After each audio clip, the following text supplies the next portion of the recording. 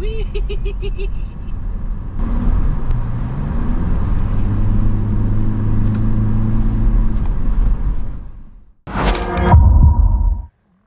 This is the latest generation of Land Cruiser Prado. Now it's built on the same platform that you're going to find under a Land Cruiser 300. You're going to get some of the luxury trimmings that you'll find in the 300 series, but the rugged off-road capability of the 70 series. Now we are here at Legends MX Park to put the Prado to the test, but before we head out on the trail, let's take a look, see what you get for your money. So as you can see, this new Land Cruiser Prado has a completely new body design. It's very boxy, almost Tonka toy-like. Starting up front, you get matrix style LED headlights.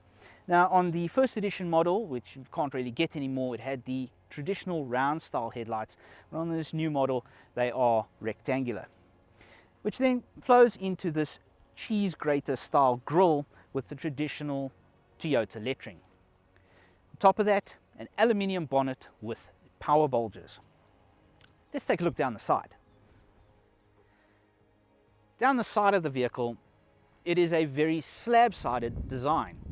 Although, when you look at it from a different angle, there's some very interesting curves in the metalwork. There is a purposeful side step and a set of 18-inch wheels.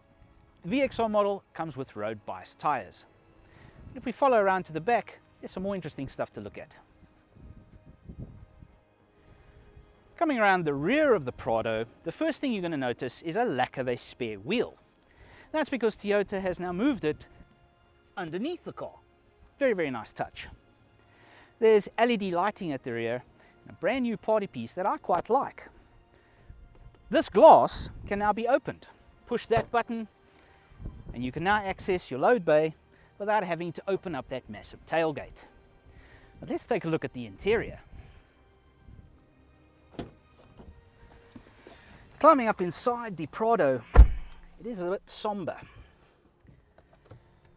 but it is a tech fest.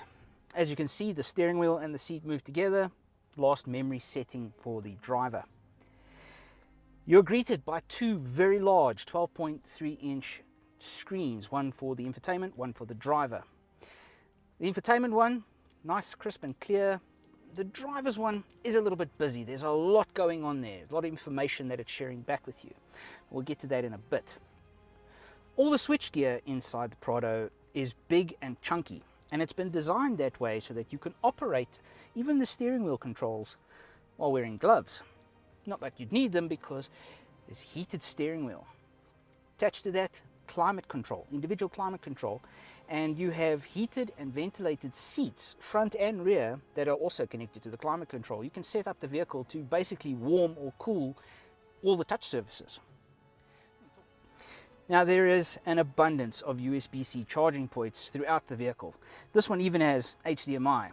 I don't know why you would need that, because I honestly don't think I've ever seen somebody use an HDMI in a car. Now all the touch points in the car are soft and squishy, where you rest your elbows. So the center console here on the door card, and they are covered in this beautiful plush brown leather. It really sets off the grey and black interior, sort of brightens things up a bit. Now I did say it was a bit of a tech fest in here, and well, Toyota has included a lot of little mod cons that are going to make your next overlanding trip that much better. Underneath your left elbow in the center console is a cool box. Now I don't really know what you're going to keep cool in here, maybe 1.5 Cokes. It's not very big, but it will keep things cold. Just up from that, in the center console, wireless charging bay for your smartphone. When we talk about that, it's the infotainment system. Apple CarPlay, Android Auto, all wireless. You are going to get awesome music through the 10-speaker JBL sound system. And then to further brighten up the interior, you have a tilt and slide sunroof. Well, let's take a look at that second row. Well, here in the second row, it is rather comfortable. There is plenty of leg room, headroom and shoulder room. In the back of the center console over here, you have the controls for the heated and ventilated seats in the second row. There's also USB charging ports and a good old 12 volt. The center section folds down, great wall to separate the kids with drinks holders, and This is, in fact, a 7-seater. But if you want to use that third row, it requires a little bit of work. Check this out. You need to pull this lever, twist this whole affair forward, and that accesses the controls for the electrically raised third row. Now, unfortunately, legroom is a bit sparse there, so really is only for emergencies and for small children. But still rather impressive. Now, it comes as no surprise that the Prado is extremely capable off-road. It has this amazing multi-terrain select system, which you engage by pressing this button here, and then you can use the rotary knob to go through the different drive modes.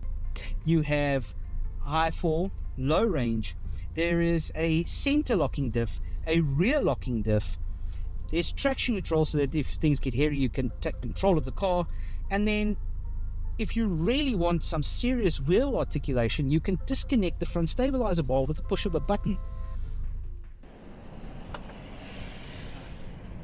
Even in incredibly loose sand like this, the vehicle is still so predictable. And this is pretty deep sand, and it's not getting stuck. Its drive modes are incredible.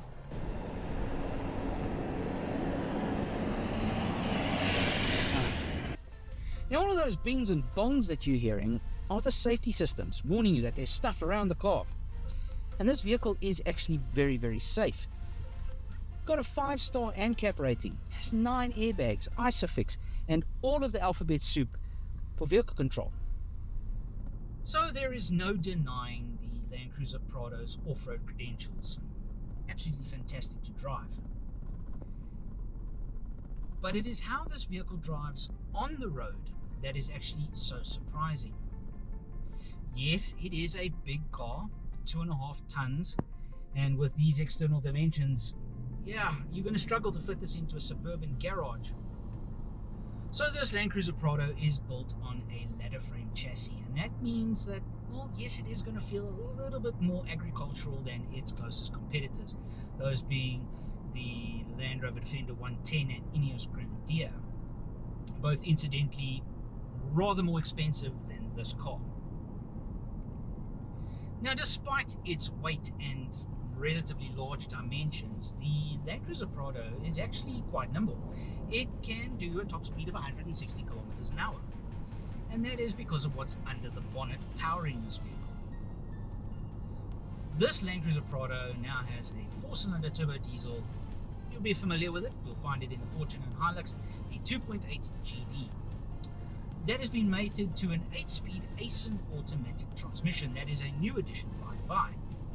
You're still going to get that same 150 kilowatts and 500 newton meters of torque, but it's how it's delivered and how it pulls the heft of this car. So this Prado has also been set up to tow, and if you're wondering about the towing capabilities, well, 750 kilograms unbraked, 3.5 tons braked, and that is quite a weight on that tow ball. Now, much like you have the off-road drive modes, you do also have on-road drive modes. So you have Sport, Eco, and Normal. And that tightens things up if you want to do a little bit of dynamic driving. But on the whole, they're there for your fuel savings. Well, while we're on the subject of fuel economy, Toyota claims that this Prado would return 7.9 litres per 100 kilometers. Now, on the combined cycle, which is a bit of freeway driving, a little bit of off-road, we've been hovering around 10.2. But here's the thing. This vehicle actually has 2 different forms of cruise control. There's adaptive cruise control and there's normal cruise control.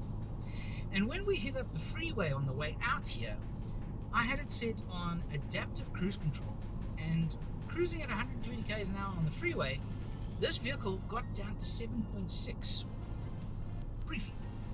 But yes, it is achievable. I would say though you can expect 8.99 on your daily runabout. And that should give you roughly 1,000 kilometers on 110 liters of diesel, which which is the fuel tank size. Now, one of the cool features that you're going to find in the Prado is this rear view mirror. You see, under normal conditions, it is a rear view mirror, but by simply flipping this tab, it becomes a screen for the rear view camera. It's a little bit distracting when you're driving on the road, so I prefer to keep it off. As I was saying earlier, the driver's screen is rather busy. There is a lot of information being thrown at you, from adaptive cruise control to all of the driver assistance systems that are feeding back information with fuel readouts. There's a lot to see and do here, and there are even more sub-menus that you can go through with the steering wheel controls.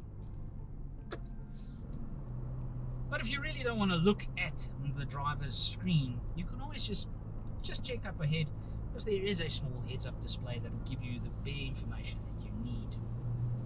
So we've established that the Prado is a big car and has a lot of big tech in it, which means that it is going to command a big price.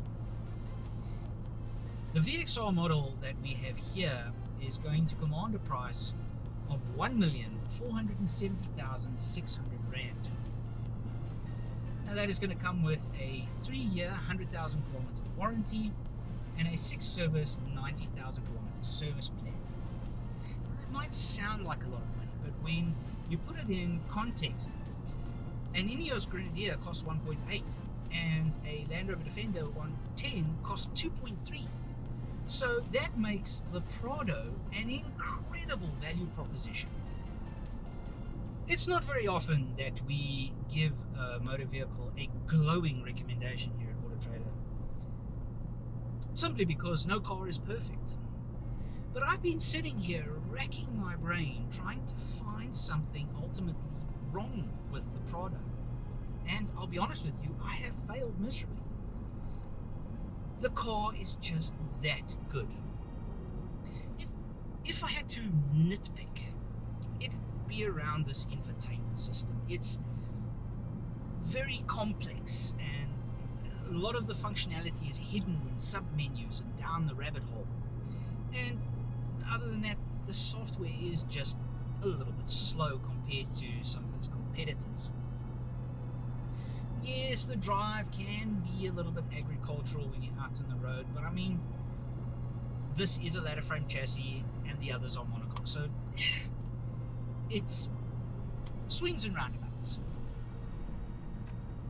You do get the impression that the Prado is aimed at people who don't quite want all the bells and whistles and the luxury that you would get with the Land Cruiser 300, but also don't want to pleb it down in the 70 series or drive a Fortuner.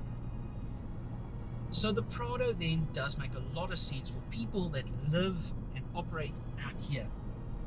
It handles the city well, but really it is most comfortable out in the country. We'd like to thank you for watching the video. If you haven't done so already, please like, share and subscribe, and drop us a comment. Tell us what you think of the video.